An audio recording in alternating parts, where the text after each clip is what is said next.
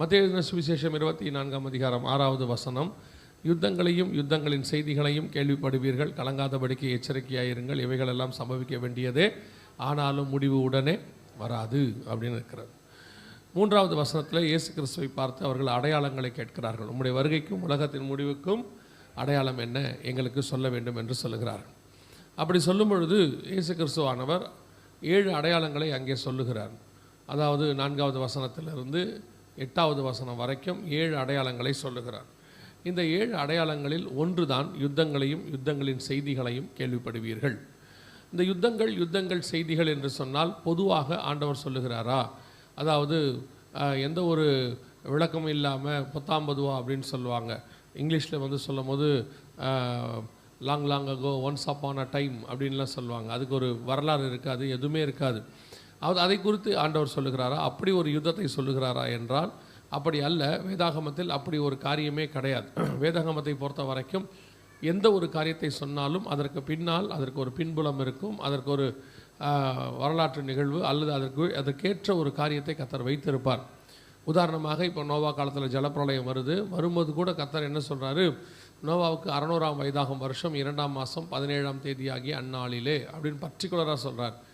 வெள்ளம் எப்போ வடிய தொடங்கினது அப்படின்னும் போது அடுத்த ஒரு வருஷம் 17ஆம் தேதியிலே அப்படின்னு சொல்கிறார். இப்படி ஒவ்வொரு காரியத்தையும் சொல்லும் பொழுது ஆண்டவர் அந்த டேட்டோட இயரோட சொல்கிறது கர்த்தருடைய சித்தம். அப்போ மட்டும் இல்லை, ராஜாக்கள் காலத்தில் தீர்க்க தரிசனம் உரைக்கும் போது, எசேக்கியேல் தீர்க்க தரிசனம் உரைக்கும் போது 6ஆம் வருஷம் 6ஆம் மாதம் 5ஆம் தேதியிலே இந்த தீர்க்க தரிசனம் உரைக்கப்பட்டது அப்படிம்பார். ஆலயத்துக்கு 2ஆம் ஆலயத்துக்கு அஸ்திவாரம் போடும்போது அந்த மாதத்தின் 24ஆம் தேதியிலே அப்படிம்பார். ஸோ ஆண்டவர் ஒவ்வொன்றுத்துக்கும் ஒரு அந்த டேட்டோட பைபிள் நம்ம கொடுத்துருக்கிறது. அப்படி இருக்கும் பொழுது இந்த இடத்துல யுத்தங்களையும் யுத்தங்களின் செய்திகளையும் கேள்விப்படுவீர்கள் அப்படின்னு சொன்னால் ஆண்டவர் எந்த யுத்தத்தை சொல்லுகிறார்? இயேசு பரமேறி போன பிறகு இது வரைக்கும் அந்த 2024 வரைக்கும் ஏறக்குறைய பெரிய யுத்தங்கள் மட்டுமே 3000க்கும் மேல் நடந்திருக்கு. பெரிய யுத்தங்கள் அப்படின்னு சொன்னால் லட்சக்கணக்கில் ஜனங்கள் மரித்து போனது, ஆயிரக்கணக்கில் மரித்து போனது. அந்த மாதிரி யுத்தங்களே பார்த்திங்கன்னு சொன்னால் 3000க்கும் மேற்பட்ட யுத்தங்கள் உலகத்தில் நடந்திருக்குதான். இப்போ இயேசு பரமேறி போன உடனே பார்த்திங்கன்னா கொஞ்சம் வருஷத்துலேயே எருசலேமை சேனைகள் சூழ்கிறது. கிபி 70 அப்புறம் தேவாலயத்தை இடிக்கிறாங்க. கிபி 90 மசாடா கோட்டை இடிக்கிறாங்க. இப்படி பார்த்திங்கன்னா அடுத்து யுத்தம் எருசலேமை நோக்கி வந்துக்கிட்டே இருக்கிறது. அது மட்டும் இல்லை, உலகளாவிய யுத்தங்கள் பெரிய அளவில் எல்லா பக்கத்துலேயும் வருது. நமக்கு தெரிஞ்சிருக்கிறது என்னென்னா 1ஆம் உலக யுத்தம், 2ஆம் உலக யுத்தம், இப்படி தான் யுத்தங்கள் நமக்கு தெரியும். அப்படி இருக்கும்போது இயேசு எந்த யுத்தத்தை சொல்லுகிறார், அந்த யுத்தத்துக்கான பின்புலம் என்ன, வரலாறு என்ன, இப்போ என்ன நடக்க போகுது, அதை தான் நாம் என்ன செய்ய போகிறோம், பார்க்க போகிறோம். எந்த யுத்தத்தை குறித்து இயேசு சொல்லுகிறார்? வாசிங்க, எசேக்கியேல் புஸ்தகம் 38ஆம் அதிகாரம் 8வது வசனத்தை வாசிங்க. எசேக்கியேல் 38:8 வாசிங்க.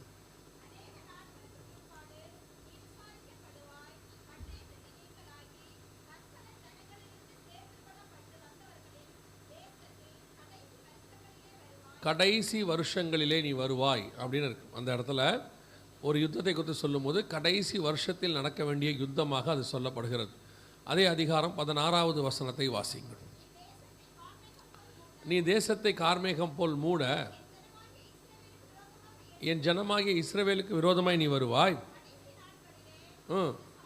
கடைசி நாட்களிலே இது சம்பவிக்கும். ஒரு தடவைக்கு 2 தடவை அந்த இடத்துல வசனம் சொல்லுது, கடைசி வருஷங்களிலே வருவாய், கடைசி நாட்களில் இது சம்பவிக்கும்.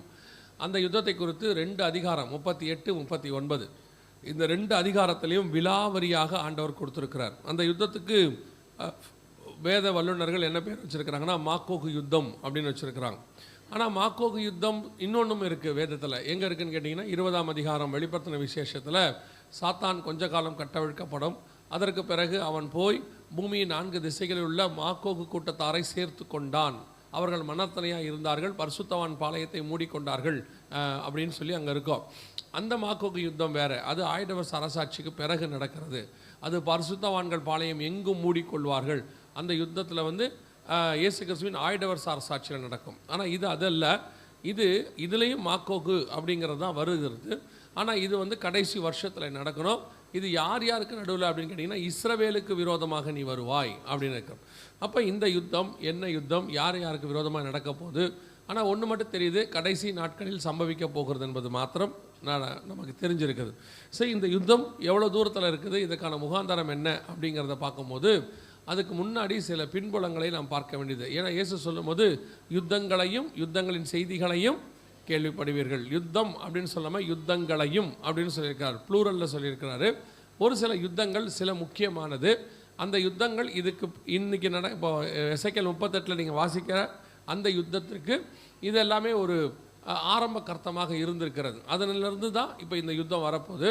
ஸோ அந்த யுத்தம் என்னன்னு பார்க்கறதுக்கு முன்னாடி அதுக்கு முன்னாடி நடந்த யுத்தம் என்ன, அதை பற்றி எங்கே சொல்லப்பட்டிருக்கு அப்படின்னு சொன்னால் உங்களுக்கு சில உண்மைகள், வரலாற்று உண்மைகள் உங்களுக்கு தெரியணும்.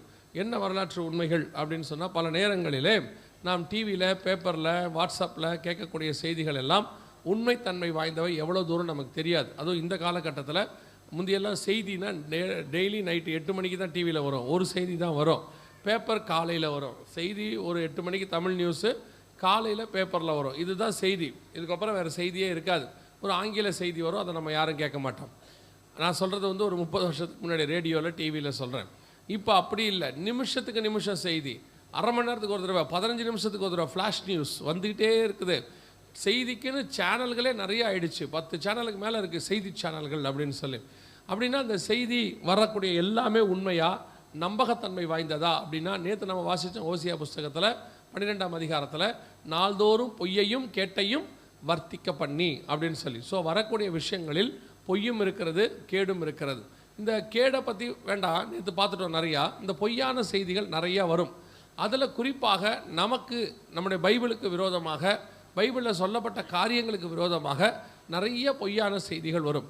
எது உண்மை எது பொய் அப்படின்னு சொல்லி நாம் பல நேரங்களில் கன்ஃபியூஸ் ஆகிறோம், குழம்பி போய் விடுகிறோம். ஆனால் பைபிள் சொல்லுது, ஆராய்ந்து பார்த்து நலமானதை பிடித்து கொள்ளுங்கள் அப்படின்னு இருக்கு. அது தீர்க்க தரிசனத்தை பற்றி சொல்லியிருக்கு. அதே நேரத்தில் இந்த ஆராய்ந்து பார்க்குற ஆவி ரொம்ப முக்கியம், நிதானித்து அறியணும். ஆண்டவர் சொல்கிறார், புறாக்களை போல கபடற்றவர்களாக இருங்கள், ஆனால் சர்பத்தை போல வினா உள்ளவர்களாயும் இருங்கள், கேர்ஃபுல்லாகவும் இருங்க அப்படின்றார். ஆண்டவர் சொல்கிற வார்த்தை என்னென்னா, நீங்கள் இரக்கமாக இருங்க, ஏமாளியாக இருக்காதீங்க அப்படின்னு அர்த்தம். பல நேரத்தில் நம்ம என்ன நியூஸ் வந்தாலும், வாட்ஸ்அப்பில் வந்துருச்சுன்னா, இப்போ நீங்கள் எவ்வளோ கேட்டாலும் வாட்ஸ்அப்பில் ஒரு செய்தி வந்த உடனே நீங்கள் என்ன ஆயிடுறீங்கன்னா, ஐயோ இப்படி ஒரு செய்தி வந்திருக்குது, அவ்வளோதான். என்ன நடந்துச்சு, ஏது நடந்துச்சு, அதை பற்றி விசாரிக்கிறது அப்படிலாம் ஒன்றுமே இல்லை. ஏன் உங்களுக்கு இதை இவ்வளோ டீட்டெயிலாக சொல்கிறோம் அப்படின்னு கேட்டிங்கன்னா, அடுத்து நீங்கள் 1-2 வருஷங்கள், இன்னும் சொல்லப்போனால் தெளிவாக சொன்னோம்னா இன்னும் ஒரு 4-5 வருஷங்களுக்கு இப்போ நீங்கள் நம்ம எடுக்க போகிற யுத்தங்கள், இந்த செய்தி இல்லை, எடுக்கிற யுத்தம், அந்த யுத்தத்தை குறித்து கேட்டுக்கொண்டே இருப்பீர்கள். அதுதான் வரப்போது, பெரிய அளவில் உலகத்தை பாதிக்க போகுது. அப்போ அந்த யுத்தம் நடைபெறும் பொழுது நீங்கள் அதை பற்றி சொல்லப்படுகிற விஷயங்கள், பின்புலங்கள் எந்த அளவுக்கு உண்மைங்கிறத இப்போவே நான் உங்களுக்கு சொல்லிட்டு போகிறோம். ஸோ நீங்கள் அதுக்கு எது பொய் எது உண்மைன்னு தெரிஞ்சுக்கணும். இப்போ இந்த யுத்தம் யார் யாருக்கு விரோதமாக நடக்கும், அது ரொம்ப முக்கியம். இந்த யுத்தம் யார் யாருக்கு விரோதமாக நடக்கும் அப்படின்னு கேட்டிங்கன்னா, ஃபஸ்ட்டு நீங்கள் வாசித்த வசனம் எசேக்கியேல் 38:8, பற்பல ஜனங்களிலிருந்து சேர்த்து கொள்ளப்பட்டு வந்தவர்களின் தேசத்தில் கடைசி வருஷங்களே வருவாய். பற்பல ஜனங்களிலிருந்து சேர்த்து கொள்ளப்பட்டு வந்தவர்கள் அது யார் அப்படின்னு நேரடியாக 16வது வசனம் சொல்லுது, என் ஜனமாகிய இஸ்ரவேலுக்கு விரோதமாய் நீ வருவாய். அப்போ இந்த யுத்தம் யார் யாருக்கு நடுவில் நடக்க போகுதுன்னா, ஃபஸ்ட்டு யாருக்கு நடுவில்? இஸ்ரவேலுக்கு விரோதமாக நடக்க போகுது. இந்த இஸ்ரவேல் தேசம் இன்னைக்கு இருக்கிறது பற்பல ஜனங்களிலிருந்து சேர்த்து கொள்ளப்பட்டிருக்கிறது. முதல் தடவை அவங்க விடுதலையாகி வரும்போது எகிப்திலிருந்து வந்தாங்க, ஒரே தேசத்திலிருந்து தான் வந்தாங்க. அதற்கு பிறகு செருபாபேல் தலைமையில் ஆலயம் கட்ட வரும்பொழுது அவங்க மேதிய பெர்ஷிய சாம்ராஜ்யத்திலிருந்து வந்தாங்க. அதாவது பாபிலோன்கிட்ட அடிமையாக போய் மேதிய பெர்ஷியத்திலிருந்து அப்படியே வராங்க. ரெண்டாவது, இது எல்லாமே பார்த்திங்கன்னா ஒரு தேசத்திலிருந்து தான் வருவாங்க. ஆனால் பற்பல ஜனங்களிலிருந்து சேர்த்து கொள்ளப்பட்டு வந்தவர்களின் தேசம் அப்படின்னா, இந்த ட்ரிப்பு 1948 தான் இஸ்ரவேல் ஜனங்கள் பற்பல ஜனங்களிலிருந்து சேர்த்து கொள்ளப்பட்டார்கள். நேற்று கூட அந்த வீடியோவை பார்த்தீங்க நீங்கள், அவங்க வர்றதை. இந்த தடவை ஏறக்குறைய உலகத்தில் இருக்கிற எல்லா நாட்டிலேருந்தும் வந்தாங்க, இந்தியாவிலேருந்து கூட போனாங்க. இந்தியாவில் கூட இந்த பக்கத்தில் கேரளாவில் கொச்சினில் இருந்தாங்க, அங்கே கூட ஜூவிஷ் மார்க்கெட்னு உண்டு, பாம்பேயில் இருந்தாங்க. இப்படி பல ஊர்கள்லேருந்து, அஸ்ஸாமில் இருந்தாங்க. பல ஊர்கள்லேருந்து, இந்தியாவில் மட்டும் இல்லை, வேர்ல்டு வைட் எல்லா நாடுகளிலிருந்தும் யூதர்கள் சேர்த்து கொள்ளப்பட்டார்கள். ஆனால் இந்த யூதர்கள் தான் இன்றைக்கி எல்லா பிரச்சனைக்கும் காரணம் அப்படின்னு சொல்லி நீங்கள் உலகத்தில் இருக்கிற மீடியா எல்லாம் பார்த்தீங்கன்னா அவங்கள பற்றி ஃபோக்கஸ் பண்ணி போட்டுக்கிட்டே இருக்குது. உண்மையிலேயே என்னதான் காரணம், இதுக்கு பின்னாடி என்னதான் பின்புலம் அப்படின்னு சொல்லி நீங்கள் பார்க்கும்போது ஒரு வார்த்தை அடிக்கடி சொல்கிறாங்க. என்ன சொல்கிறாங்கன்னா, யூதர்கள் பாலஸ்தீனர்களோட இடத்த ஆக்கிரமிப்பு பண்ணிட்டாங்க, ஆக்கிரமிப்பு பண்ணி எடுத்துக்கிட்டாங்க. ஸோ அங்கே இருக்கிற பாலஸ்தீனர்களை விரட்டி அவங்கள அகதிகளாக மாற்றிட்டாங்க அப்படின்னு சொல்லி ஒரு நியூஸ் வருது. பல நேரத்தில் இந்த இஸ்ரேல் பற்றி சம்மந்தப்பட்ட நியூஸ் பேப்பரில் டிவியில் வர்றதை நீங்கள் கேட்கும்போது உங்களுக்கே கொஞ்சம் சந்தேகமாக தான் இருக்கும். ஏன் இந்த இஸ்ரேல் இப்படியெல்லாம் பண்ணுது, ஏன் இவங்க இந்த மாதிரி காரியங்கள்லாம் செய்கிறாங்க அப்படின்னு சொல்லி உங்களுக்கு கொஞ்சம் சந்தேகமாகத்தான் இருக்கும். ஆனால் உண்மையிலேயே என்ன தான் நடக்குது, எதுதான் யார் சொல்கிறது தான் உண்மை அப்படிங்கிறத வரலாற்றோடு நாம் கொஞ்சம் இணைச்சி பார்க்க போகிறோம். அப்போ தான் உங்களுக்கு அந்த உண்மை தெரியும். இந்த இஸ்ரவேல் ஜனங்கள் 1918ஆம் ஆண்டு அங்கே வருவதற்கு, அதாவது எங்கே வருவதற்கு, இஸ்ரவேல் தேசத்துக்கு வருவதற்கு அவர்களுக்கு வாய்ப்பு கொடுக்கப்பட்டது. அதாவது பால்ஃபர் டிக்ளரேஷன் அப்படின்னு சொல்லி. இதை கேட்ட உடனே உங்களுக்கு என்ன தோணும் அப்படின்னா இவங்க அங்கே வந்தவங்க தானா, அவங்க அந்த ஊருக்காரங்க இல்லையா அப்படின்னு சொல்லி உங்களுக்கு ஒரு காரியம் தோணும். அப்போ இவங்க 1918 தான் வந்திருக்கிறாங்க, அப்போ அதுக்கு முன்னாடி இருந்தவங்களெல்லாம் இவங்க வந்து விரட்டிட்டாங்களா அப்படின்னு சொன்னால் நல்லா கவனிச்சுக்கொள்ளுங்க. இதுக்கு முன்னாடி இஸ்ரவேல் ஜனங்கள் எங்கே இருந்தாங்க, எப்போ இருந்தாங்க அப்படின்னா பைபிள் வச்சிருக்கிற உங்களுக்கு ஓரளவுக்கு தெரியும். ஆபிரகாம் காலத்திலேயே இஸ்ரவேல் ஜனங்கள் அங்கே வந்து விட்டார்கள். ஆபிரகாமுக்கு அப்புறம் ஈசாக்கு அப்புறம் யாக்கோபு பேர் தான் இஸ்ரவேல். அன்னைக்கே அவங்க வந்துட்டாங்க. யாக்கோபுடைய 4வது பையன் பேர் தான் யூதர்கள். அப்பொழுது அவங்க அங்கத்தில் தான் இருக்கிறாங்க. ஆனால் அவர்கள் அங்கிருந்து ஒரு நாள் தேசத்தை விட்டு போய்விட்டார்கள், விரட்டப்பட்டார்கள். யாரால் விரட்டப்பட்டாங்க? கிபி 70 ரோமர்களால் விரட்டப்பட்டார்கள். விரட்டப்பட்டு உலகம் முழுக்க சிதறடிக்கப்பட்டார்கள். இது தேவனுடைய திட்டம். ஏன்னு சொன்னால் அவங்க செய்தனால தேவனுக்கு விரோதமான காரியங்களில் அவங்க தேசம் அவங்க கையை விட்டு போயிடுச்சு.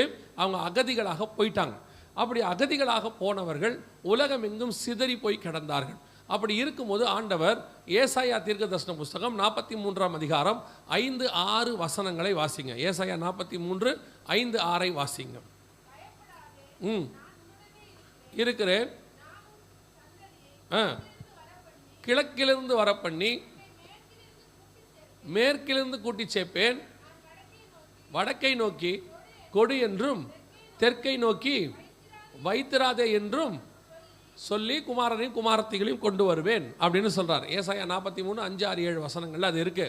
இந்த தீர்க்க தரிசன வசனத்தின்படி அவர்கள் மீண்டும் தங்கள் சுய தேசத்துக்கு வரணும். நல்லா தெரிஞ்சுக்கொள்ளுங்க. ஆபிரகாம் காலத்தில் அது அவருக்கு வாக்கு பண்ணப்பட்டது. ஆண்டவர் 15ஆம் அதிகாரத்தில் சொல்றாரு, தேசத்தின் நீளம் அகலம் எந்த மட்டும் எழுந்து நட, அதை நான் உனக்கு தருவேன் அப்படின்னு சொன்னார். ஆண்டவர் சொன்ன தீர்க்க தரிசனத்தின் வார்த்தை 13ஆம் அதிகாரத்தில். 15ஆம் அதிகாரத்தில் ஆபிரகாம் கேட்குறாரு, இந்த தேசத்தை நான் எதனால் சுதந்திரத்துக் கொள்வேன்? பலி செலுத்த சொல்றாரு. பலி செலுத்தின உடனே 430 வருஷம் கழிச்சு இந்த தேசத்தை தருவேன்னு சொல்றார். அதே மாதிரி இஸ்ரவேல் ஜனங்கள் எகிப்திலிருந்து விடுதலையாகி தங்கள் தேசத்துக்கு வந்து நாட்டினார்கள். அங்கே அவர்கள் ஆளுகை செய்தார்கள். தாவீது, சாலமோன், ரெகெபயாம், எரேபியாம் நம்ம எல்லாருக்கும் தெரியும். எல்லாம் சிதேக்கியா ராஜா காலம் வரைக்கும் அவங்க அங்கே தான் இருந்தாங்க. வேதாகமத்தில் அதுக்கான ப்ரூஃப் இருக்குது. உலக பிரகாரமாயும் அதற்கான ப்ரூஃப் இருக்குது. ஸோ அவங்க அங்கே தான் தங்கி இருந்தாங்க. அந்த இடத்துல தான் அது நடைபெற்றது. அப்புறம் நாம் சொன்னபடி அவர்கள் விரட்டி அடிக்கப்பட்டார்கள். 1918 அவர்கள் வருவதற்கு ஒரு ஒப்பந்தம் போடப்பட்டது. அதுக்கு பேர் பால்ஃபர் டிக்ளரேஷன். அப்படின்னா என்ன அர்த்தம்னா, முதல் உலக யுத்தம் நடந்துக்கிட்டு இருந்துச்சு. நல்லா கவனிங்க. இது கொஞ்சம் கதைகமாக இருக்கும், இன்ட்ரெஸ்டிங்காகவும் இருக்கும், அதே நேரத்தில் கொஞ்சம் சரித்திரமாகவும் இருக்கும். இந்த சரித்திர கிளாஸு ஸ்கூலில் பிடிக்காதவங்களுக்கு இது பிடிக்காது.